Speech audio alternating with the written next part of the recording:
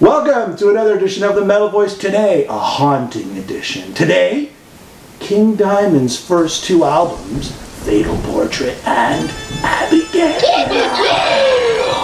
Special guest on the show, guest reviewer, Giles Lavery.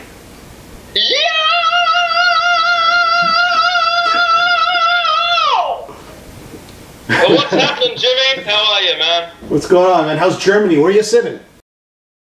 Right now, I'm at Yeah Records. My buddy Sasha's got himself a music store down here at the bottom end of Essen. You got the Turok across the road, great live venue. You got Bingo and Bongo selling dope at the train station.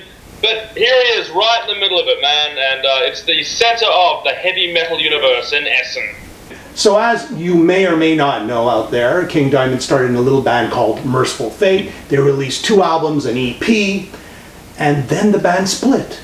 The band split. One part of the band wanted to go in a more pop direction, while King Diamond and a few others, I think it was Timmy Hansen and Michael Denner, wanted to go into more of a heavy metal direction, or a continuation of what Merciful Fate was. So we'll start off with Fatal Portrait, the first solo album by the one, the only, King Diamond in 1986, I believe. So, 1986, indeed. Giles, why don't you give us a quick overview of the story? Don't get into too many details, but just a quick overview of the story. Fatal Portrait, the very first King Diamond solo album post-Merciful Fate. In this case, it's a little girl that was trapped in an attic for many, many years. She died, and her mother painted a picture of her, a portrait, a fatal portrait, if you will. Yes. That, you know, consequently became haunted by this girl and drove the woman insane. That's to condense the story right down. This one covers 5 songs on the album. It's not an entire conceptual piece, as he would explore in subsequent albums. Yeah. This story runs through the first 4 tracks on the record, and the final track of the record, not counting bonus tracks, title called Haunted. And then in the middle there, we've got we've got songs like Karen, Halloween, Dressed in White. You know, there's some really great stuff. To me, it's the most melodic of all the King Diamond albums. Some highlights. I think it's his vocals, but in the same vein, a lot of people might be turned off by this album because this is the first King Diamond album where he's singing 95% or even 90% falsetto. I mean, I don't think there's any other album where he's singing so much falsetto.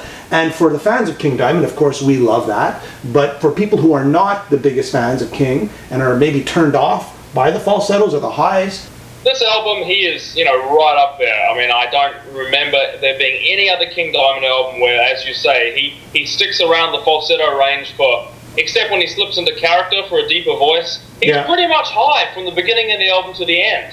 And I remember even when Merciful Fate reformed in '93, he made a comment that he even got sick of listening to himself on Fatal Portrait.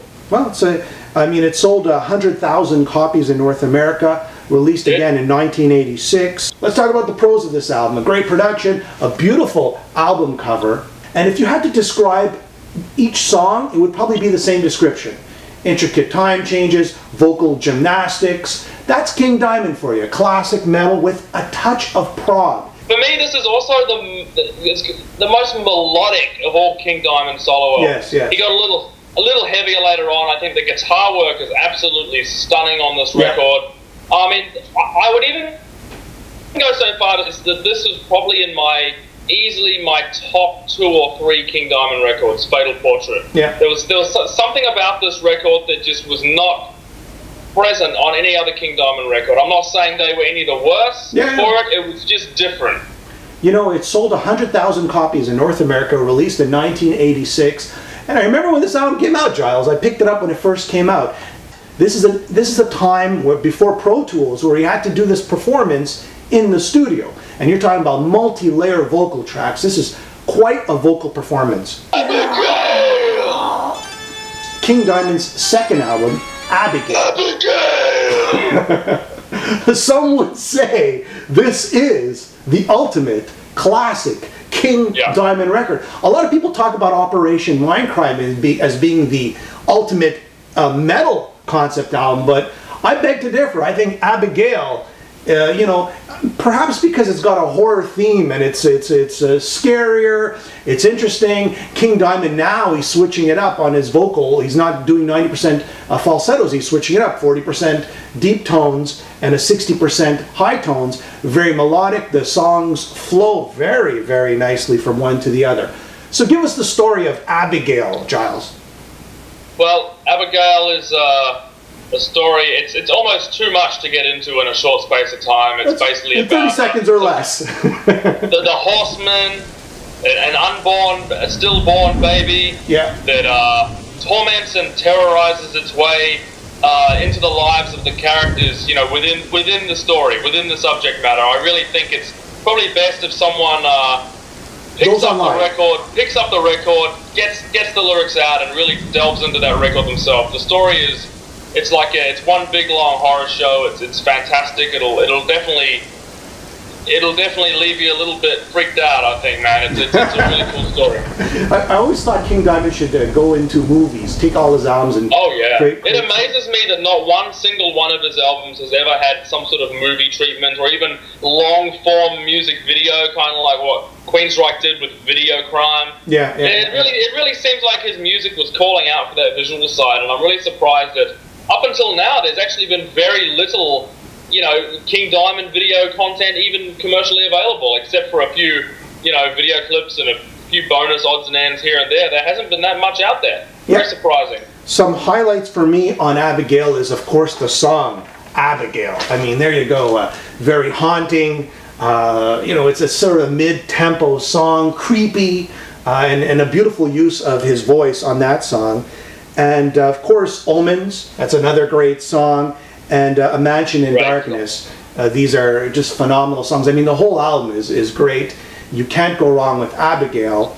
One thing I noticed about this record, Jimmy, is while Fatal Portrait was really melodic, Abigail is really, it's a little tougher and it's really riff heavy. The riffs are really fantastic. They jump out at you. You mentioned Omens before. There's an example of a great riff. Family Ghost, another killer riff. I could name every track. I mean, even the bonus track Shrine, I think has one of the greatest riffs in metal. And it sold 175,000 copies in North America, released in 1987, and considered to be the best or the ultimate King Diamond album. So there you have it. Fatal Portrait, Abigail. And if people really enjoy these King Diamond reviews, we'll continue, Giles. We can keep going, Anyways, thanks for watching another edition of The Metal Voice. We'll see you next time.